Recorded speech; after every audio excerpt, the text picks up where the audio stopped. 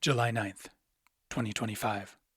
Highwood Creek, Choteau County, Montana. I hear it as soon as I step out of the car. That resonant, knocking cucucu that I've been listening for all across Montana this summer. Black-billed cuckoo! My hands are shaking and my heart is thumping as I start recording with my phone, just in case the cuckoo doesn't sing for very long. I hurry to pull my parabolic recorder out of the car, turn it on, waste precious seconds debating whether to bother with the headphones. I slip one headphone on, aim the parabola, and press record. The cuckoo keeps singing.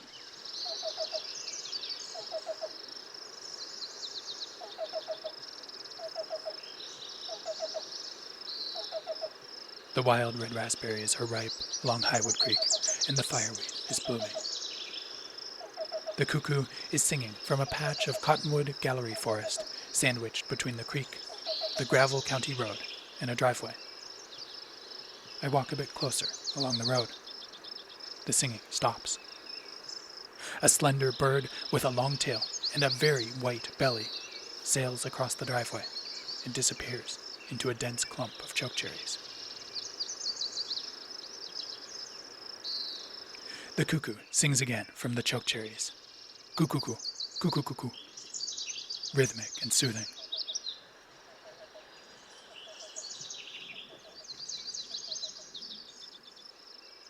A minute or two later, I hear it again, farther downstream. It must have slipped out of the chokecherries without me noticing.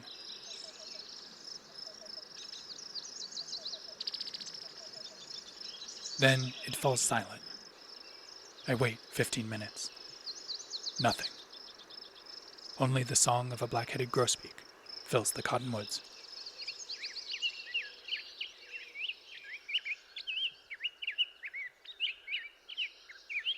But the cuckoo is out there, somewhere, a silent shadow among the shrubs. The memory of its voice reverberates in my body. A mystery. A reminder. A call to understand. There's more going on in this changeable forest than we can possibly know. Welcome to Wild with Nature. I'm Shane Sater. This story, which I share here in September 2025, is called The Silence Before the Cuckoo's Song. If you'd like to read the written version of this story, which in this case has lots of my photos from the field and also photos from several gracious collaborators, as you listen, you can find that version on my website, wildwithnature.com. And now, let's continue with the story.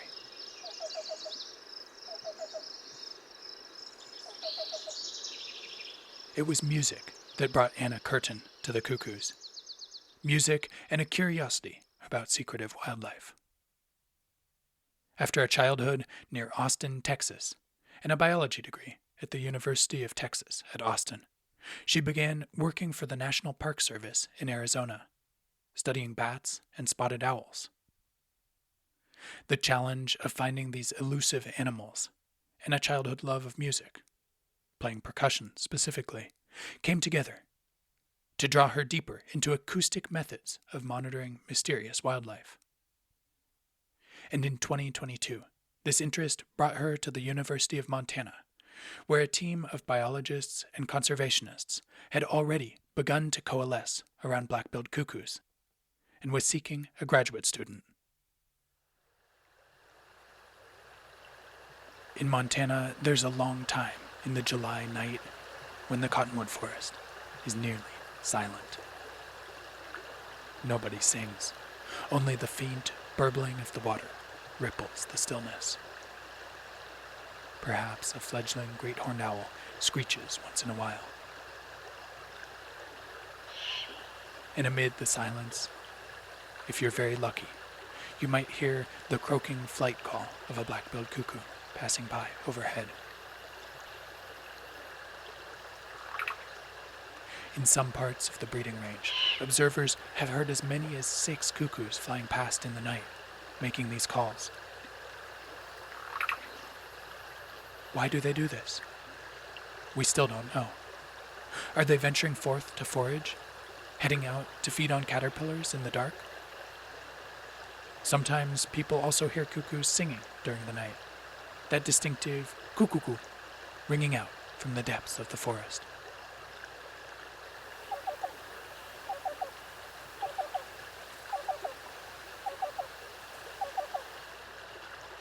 If only we could be in multiple places at once, listening night and day for the sound of a cuckoo. Perhaps then we could begin to answer some of the many mysteries about these birds. But there was a way to do this, it turned out, a device known as an autonomous recording unit, or ARU. An ARU is simply a battery-powered microphone with a memory card. By placing ARUs along eastern Montana's river valleys, Anna's team hoped to be able to find more cuckoos. In 2022 and 2023, Anna and her collaborators, Dr. Erim Gomez and the charismatic Minifauna Lab at the University of Montana, Anna Nosen and the University of Montana Bird Ecology Lab, Dr. Andy Boyce and the Smithsonian Migratory Bird Center, and biologists at Montana Fish, Wildlife and Parks and Montana Audubon, set out ARUs in a variety of habitats along the Missouri, Musselshell, and Yellowstone rivers. These general areas were already known from previous sightings and habitat modeling as some of the best in Montana for black-billed cuckoos. But the team wanted to gain a finer scale understanding of where cuckoos were, where they weren't, and why. They programmed each ARU to record sounds for 4 half-hour blocks each day, 2 at night and 2 during the morning. If they'd left the units running 24/7, they would have rapidly depleted the batteries and memory cards. They left the recorders out from early to late summer to capture the black-billed cuckoo breeding period.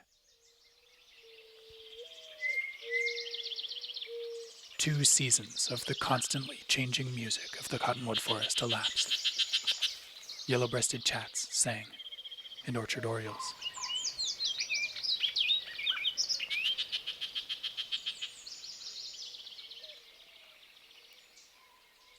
Great horned owls hooted in the night.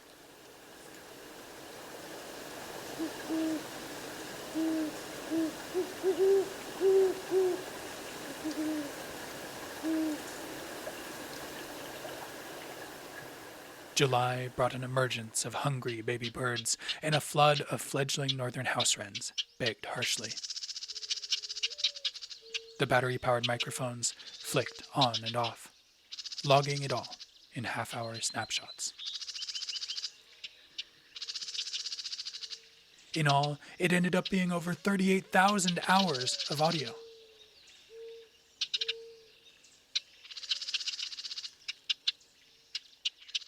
And somewhere, within those thousands and thousands of hours, perhaps, were the songs and flight calls of black-billed cuckoos. Now came the many months of intensive computer work. Developing a machine learning algorithm with collaborators from the Coccyzus lab at the University of Pittsburgh to sort out cuckoo sounds from everything else. Listening to countless hours of audio to test the algorithm. Compiling habitat data the team had collected in the field. Building statistical models to account for factors such as background sound, vegetation density, and time of year that might affect cuckoo detections. More models to characterize the habitats where cuckoos called and whether the same habitat factors also correlated with the frequency of calling. All of the quiet, painstaking, methodical work of a master's project. At last, the results. Anna and her team placed ARUs at 41 sites in 2022. All of them spots where cuckoos had been observed in previous years. They documented black-billed cuckoos at 12 of the 41. In 2023, they expanded their sampling to 107 sites, including both known cuckoo spots from previous years and never-before-surveyed sites, spread across multiple habitats within the same river valleys. That year, they found cuckoos at 20 of 107 sites. In 2022, Anna and her team fine-tuned when to set out ARUs and when to pick them up to capture a full cuckoo breeding season. 2023 gave them this full seasonal picture, and they found that calling activity varied strongly throughout the summer. Black-billed cuckoos called relatively frequently throughout June and the first half of July, more during the day, and less at night. But after July 18th, calling activity declined precipitously. If 2023 was at all representative, it would seem that the chances of hearing a cuckoo in Montana after mid-July become very slim. The habitat models added more detail to previous notions of what an ideal black-billed cuckoo habitat might look like along eastern Montana's rivers. To find a place that might be good for cuckoos, look for landscapes where the river's edge forest canopy is extensive. Landscapes, perhaps, where the cottonwoods, willows, and green ashes stretch for miles. As you walk across this landscape, look for patches hundreds of yards wide, where there's lots of variation in the canopy height of the forest, where old trees and younger ones mix. Search for spots where there are tall shrubs like chokecherries in the understory. Stay away from places where the conifers intrude, and avoid areas close to the river crowded with single-age stands of young cottonwood and willow saplings. Instead, look for patches with lots of vertical complexity, areas where the younger and older trees mix, creating a more variable canopy height. And maybe, just maybe, you'll hear a cuckoo.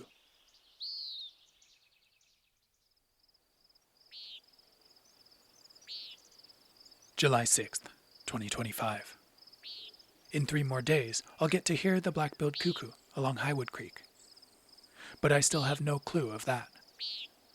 This evening, I've returned to the Marias River, where I listened for cuckoos in early June, the patch where Anna Fasoli heard them singing in 2021.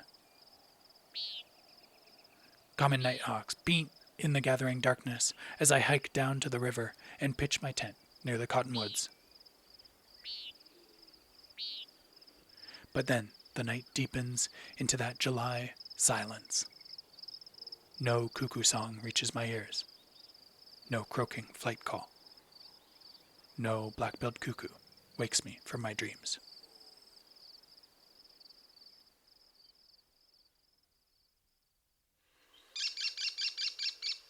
I get up in the morning to the shrill calls of a family group of American kestrels as the sun lights up the trees.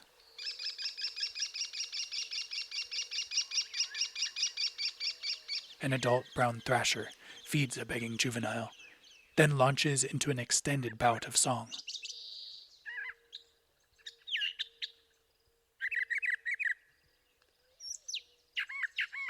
A flood of young northern house wrens begs from the forest undergrowth.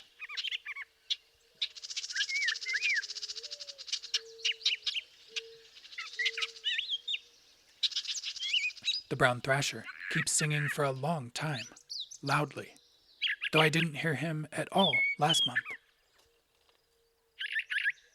Will I have the same luck with a cuckoo?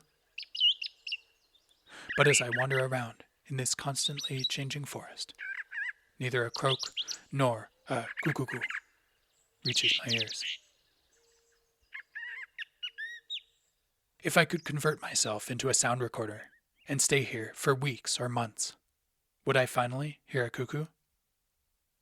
Or is this extensive cottonwood forest, like most of Anna Curtin's 2022 sites, a place that had cuckoos in a past year, a place where the habitat seems okay, but with no cuckoos now? Anna points out how variable these birds can be from year to year, or even within a single summer.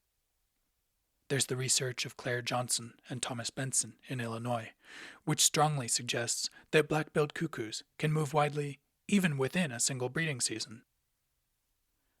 All of it highlights that for a species so secretive and so mobile, even answering a simple question like, where are the cuckoos, is incredibly difficult.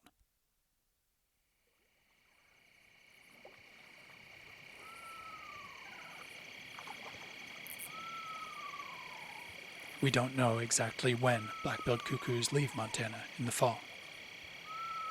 Across the breeding range, sightings diminish markedly between August and September.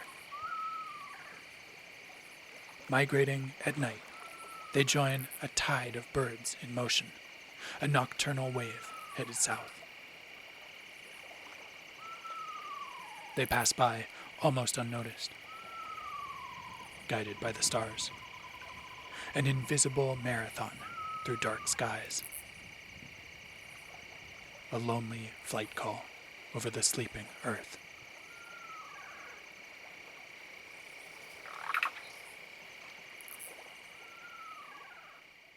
By the end of September, they start arriving in parts of Honduras and Nicaragua, where the Middle American screech-owls trill at dawn.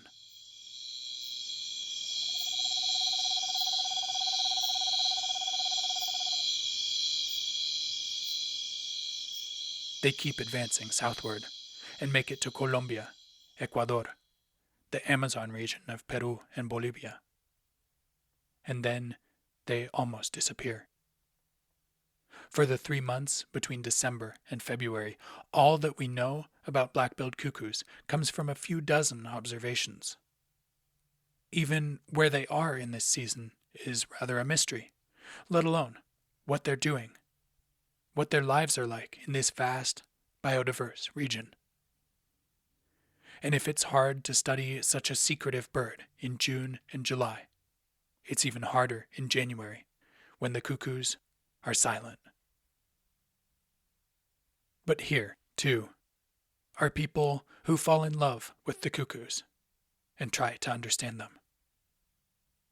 During the COVID pandemic, a team of researchers at Selva, a Colombian nonprofit dedicated to conservation in the neotropics, began a study of black-billed cuckoos. The team carried out cuckoo censuses in Ecuador and identified an important region for non-breeding cuckoos in El Oro province in southern Ecuador. They also fitted 3 cuckoos in Colombia with radio transmitters, hoping to learn more about their migratory paths using the international MODIS network of radio receivers. Although 2 of the cuckoos with radio transmitters disappeared without a further trace, one of them later showed up in North America, pinging MODIS towers near Lake Erie and Lake Ontario.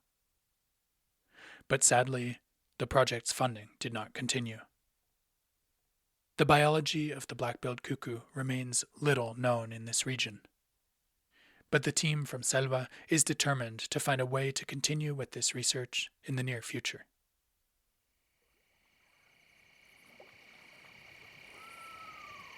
The more I learn about black-billed cuckoos, the more they fascinate me. A migration in the dark. A silent and little-known life in the tropical forest. A population decline that we still don't understand well. Waiting in the silence of the July night among Montana's cottonwoods, almost without breathing. Waiting for the voice of a cuckoo. You might hear it, but most likely you won't. And among all of the unknowns, a network of people, from Montana and Illinois to Colombia and Ecuador, who join together to try to understand cuckoos and help them.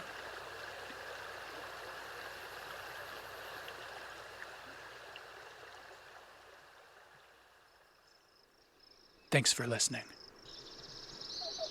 Something that I find very striking about black-billed cuckoos is the degree of collaboration they seem to inspire. Many thanks to Anna Curtin and Dr. Camila Gomez at Selva for their participation in this story, and to everyone on their research teams for all of their contributions to our understanding of cuckoos. To learn more about all of the ongoing research and conservation projects at Selva and to support their important work, visit selva.org. selva.org.co. Thanks to Harriet Marble for telling me about a possible black-billed cuckoo report near the Highwood Mountains, which finally allowed me to observe one. Finally, thanks to Tim Spahr for his permission to include his black-billed cuckoo song and flight call recordings in the podcast to supplement my own song recording, and to Ian Van Coller, Bo Crease, and Peter Dudley for letting me include their photos in the written version of this story. This podcast and the whole project of Wild with Nature is possible thanks to the support of listeners like you. This support includes those of you who just share this podcast with your families, friends, and communities. My collaborators and fellow naturalists, and there were a lot of them with this story. And my supporters who give me the financial backing I need in order to continue. Thank you.